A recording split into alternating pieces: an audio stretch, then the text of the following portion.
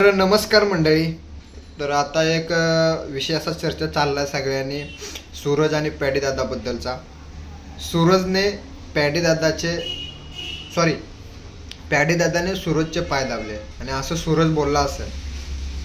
त्यांना भाऊ मानतो, त्यांना वडील मानतो, तो मुलगा यांच्याकडून पाय दाबून घेईल का? एक तास होता, त्याच्यामध्ये एक नोकर आणि एक सेट माणूस असं बघायचं बनायचं होतं. मी पण एवढा काय बैला नाही, पण बघणार आहे आज. तर त्याच्यामध्ये असं ठरलेलं होतं की जो सांगेल तो काम करायला लागेल.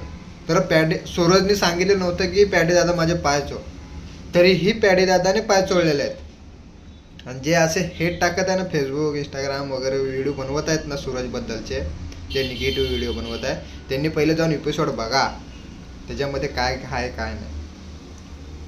मी तेवढी क्लिप बघितलेली आहे. पॅडीदादानीच पाय दाबलेले आहेत, म्हणजे स्वतःहून दाबलेले आहेत. सूरज बोलला काहीही नाही. सूरज बोललेला की माझे पाय दाबा वगैरे काय पॅडीदादाला. आणि हे ते दोघांचं प्रेम आहे. पॅडीदादाला असं करणं त्यांना आवडतं. सूरज असं कुठेही बसला असेल तर सूरज पॅडीदादाचे पाय दाबतो, किंवा पॅडीदादा सूरजचे पाय दाबतात, अंग दाबतात, काही ना काय करत असतात ते दोघे जण ॲक्टिव्हिटी. हे आपल्याला बाहेर बसून जे आहेत ना 5-6 जण, ते सूरजला वाईट कसं दिसला पाहिजे असं दाखवणार, त्यांना एकच विनंती आहे की पहिले तुम्ही बघा, त्याच्यानंतर विचार करून ते टाका की सूरजने असं केलंय का. निक्कीबद्दल काय बोलणार नाही तुम्ही लोक, पण जो बिचारा गरीब एवढी मेहनत करून तो इथवर पोचला आहे, त्याच्याबद्दल तुम्ही असं बोलता.